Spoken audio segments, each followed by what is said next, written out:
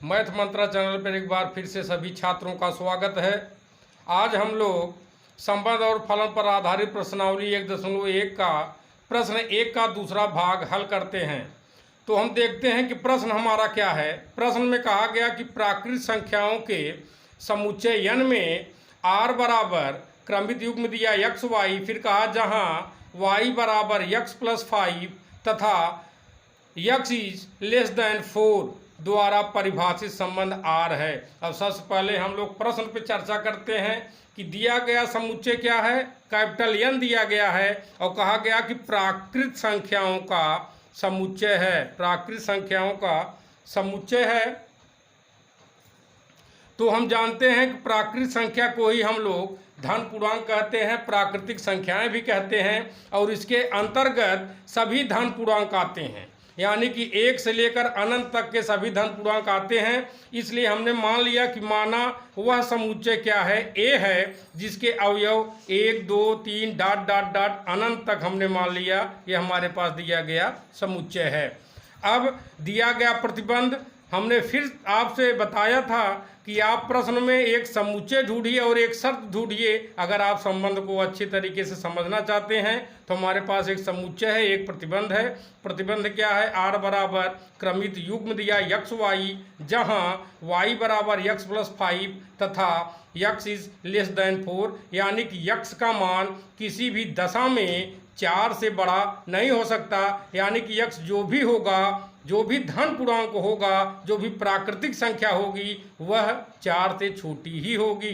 अब प्रतिबंध से प्राप्त संबंध हमारे पास क्या मिलता है, r बराबर, चलिए एक ही समुच्चय है।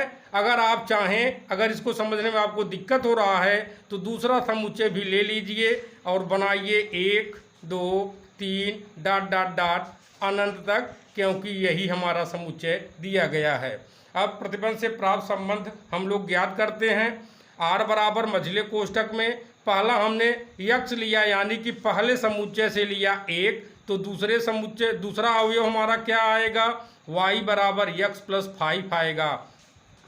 अगर x बराबर आपने 1 लिया है तो 1 धन 5 बराबर y क्या मिला, 6 मिला। इसी प्रकार x बराबर अगर हम 2 लेते हैं तो y बराबर 2 धन 5 बराबर 7 मिला। इसी प्रकार अगर हम x बराबर 3 लेते हैं तो y बराबर क्या मिलेगा, 3 धन 5 यानी कि 8 मिलेगा। और अब हम x बराबर 4 ले नहीं सकते क्योंकि हम प्रतिबंधित हैं कि हमारे पास है x इज लेस देन 4। अब चलिए, अब संबंध हमको मिल गया है। अब देखते हैं कि यह संबंध स्वतुल्य सममित संक्रामक है या नहीं है। तो पहले स्वतुल्य संबंध पे चर्चा करते हैं। तो चूंकि देखिए, स्वतुल्य संबंध होने के लिए 1 से लेकर अनंत तक संख्याएं आपस में संबंधित होनी चाहिए, जबकि हमारे संबंध में ऐसा कुछ नहीं है और इसलिए हम कहेंगे कि प्राप्त संबंध स्वतुल्य संबंध नहीं है। अब दूसरे संबंध की ओर बढ़ते हैं। सममित संबंध के लिए हमारे पास संबंध में क्या मिल रहा है, 1 6 1 6 is related 1 6 is element of R but 6 1 is not element of R। 2 7 is element of R but 7 2 is not element of R. 3 8 is element of R but 8 3 is not element of R.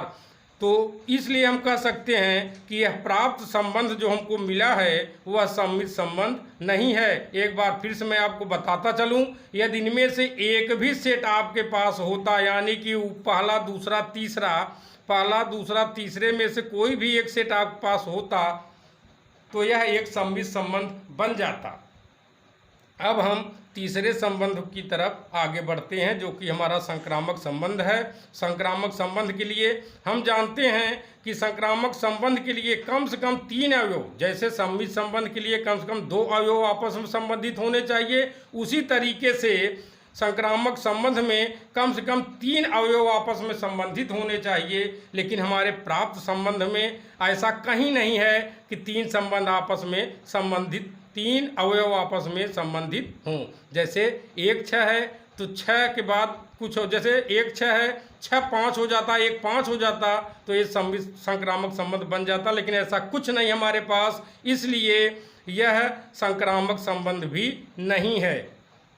अब हम इस प्रश्न के निष्कर्ष पर चलते हैं और पाते हैं कि प्राप्त संबंध न तो स्वतुल्य है, न तो सम्मित है और न ही संक्रामक है। इसलिए यह प्रश्न हल हुआ। अगर यह प्रश्न आपको समझ में आ गया हो तो आप हमारे चैनल मैथ मंत्रा को सब्सक्राइब कीजिए, लाइक कीजिए और ज़्यादा से ज़्यादा अपने छात्र मित्रों में इसको भेजिए, यानी कि उनको इनवाइट कीजिए, ताकि आपके सभी छात्र मित्र भी इस वीडियो का आनंद ले सकें, इस पाठ का, इस प्रश्न का आनंद ले सकें। धन्यवाद।